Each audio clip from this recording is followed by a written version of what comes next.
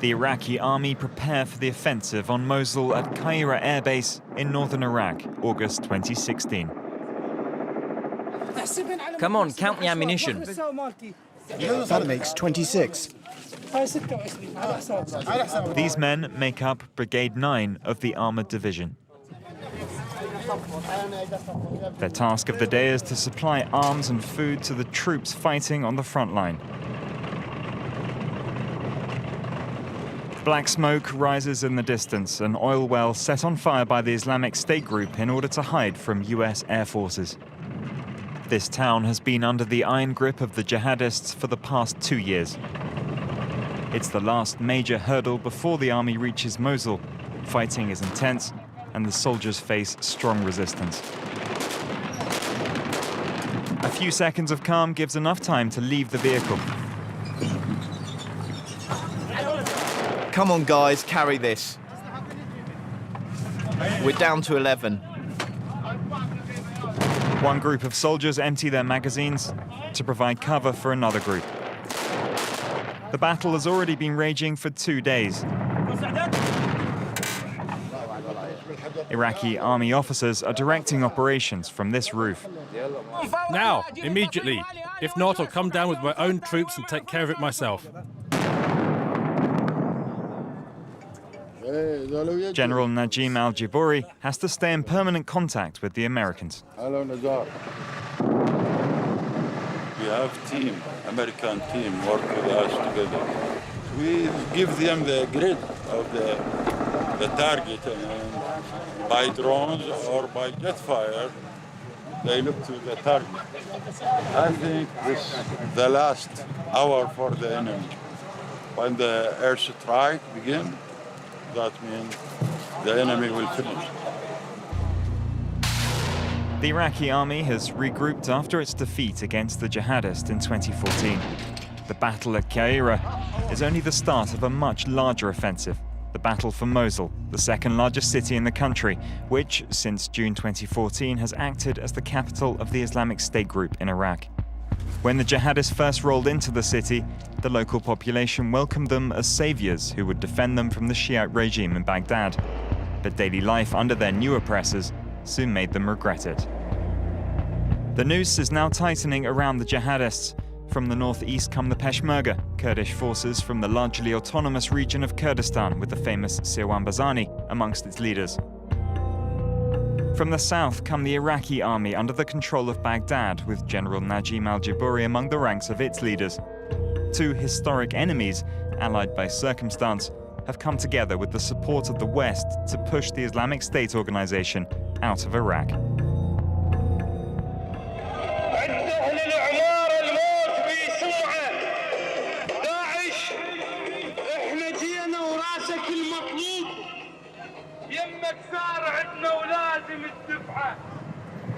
The fighting in Qaira is over.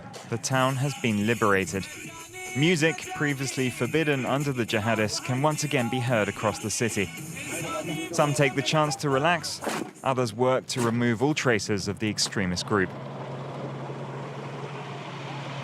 The fragile peace is suddenly shattered. To the house! To the house! A car hurtles towards us.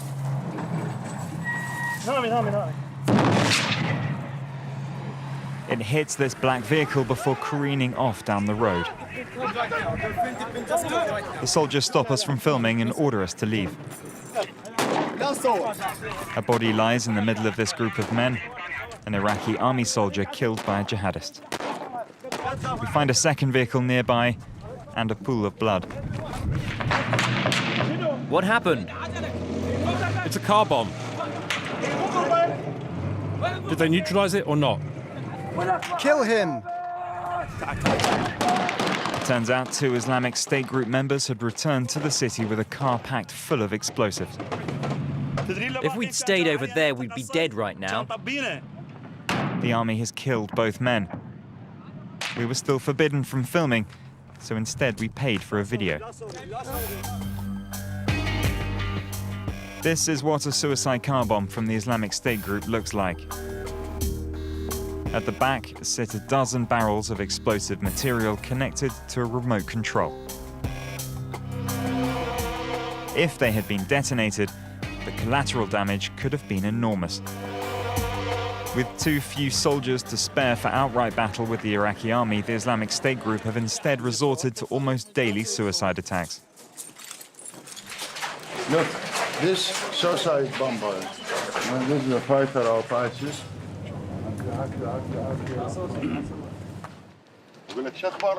General Al-Jaburi is now used to these scenes of horror.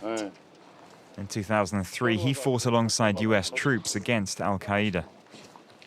Are there any snipers around? No. Along with 5,000 men, he's now managed to take back the town. On the banks of the Tigre River, the general takes stock of his success so far. This is my dream, reach to the tigers. My people from the deep history live here, live on this river. This river give us the life. The Tigre River will lead the general to Mosul, but to liberate the city, he knows he will need the support of all Iraqis. The challenge that he now faces is to reconcile Iraq's Shia and Sunni populations. In the zones liberated by the army, life may be slowly returning to normal after 2 terrible years, but the general's skills will be tested in order to keep the peace.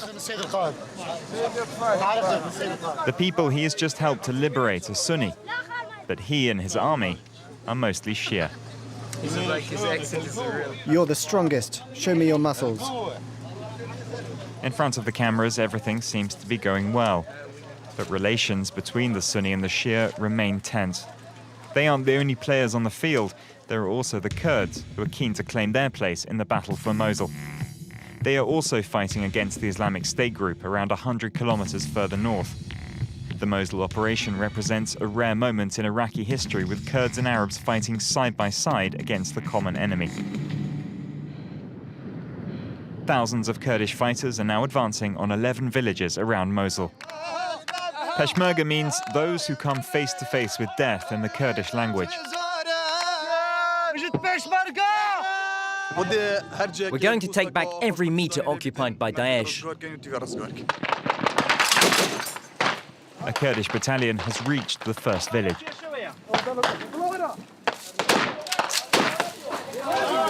Look out, he's behind the barrier. Don't all stay in the same place. Go, fire over there. Look, he's over there. Fire over there. Hello, yes. The way is clear. We can get going. Come on, everyone. Nobody knows how many soldiers from the Islamic State group they're fighting against, nor the means at the enemy's disposal. There are 2 people hiding on the roof over there. The battle lasts another 2 days.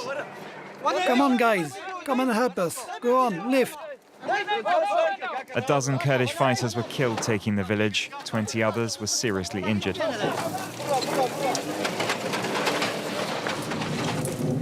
Peshmerga push into the 11 villages meter by meter, digging trenches to protect themselves.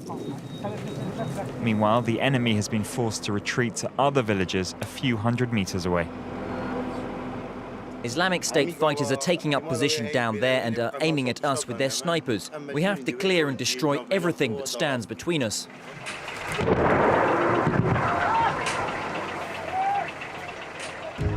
The Islamic State group's foothold in Iraq seems to be at an end.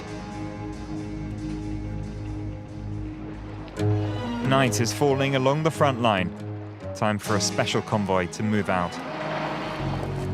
It's Siwan Barzani in the center, a key Peshmerga leader. After the victory won by his men, he can only give journalists half an hour. He takes the chance to send a message to the Iraqis. To push them back from Mosul. If the only Iraqi army, without the Peshmerga, without PSAO, the Shia militia, but this is very sensitive. They are not really, not yet prepared to retake Mosul. It's not easy target really for them. Barzani is one of the most influential people in the country. He's also a warlord with command of over 170,000 men and a telecoms tycoon worth hundreds of millions of euros.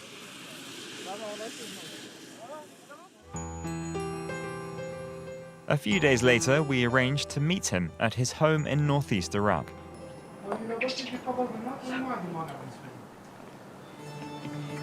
His house lies in the region of Barzan, which gives the Barzani family its name, a dynasty of revolutionaries who have long fought for Kurdistan's independence. Today, the millionaire is visiting his grandfather's grave.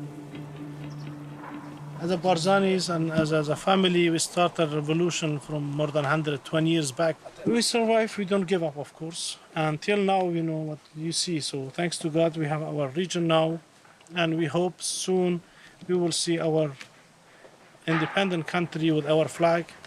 Siwan Barzani says he has good reasons for waging war against the Islamic State group. If his men are successful in pushing the extremists back, they will not only have defended their territory, but also stand to gain international credibility. Barzani's ambitions are clear. He's even building a museum in honor of Kurdistan. The design is the Kurdistan map, here, the middle. This is the main three buildings. And that means the rest three parts of Kurdistan looking at the fourth part here. So we'll be independent looking to the flag.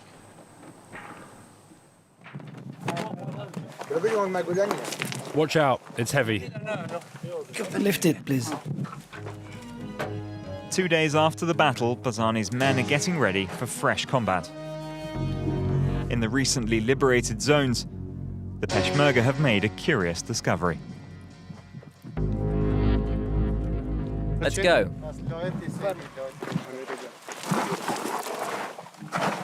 Inside this mountain, the Islamic State group have dug kilometers of tunnels. You can get out this way. There's another exit there as well. A maze of corridors through the mountain links one side to the other. They have allowed Islamic State soldiers to hide away during coalition strikes.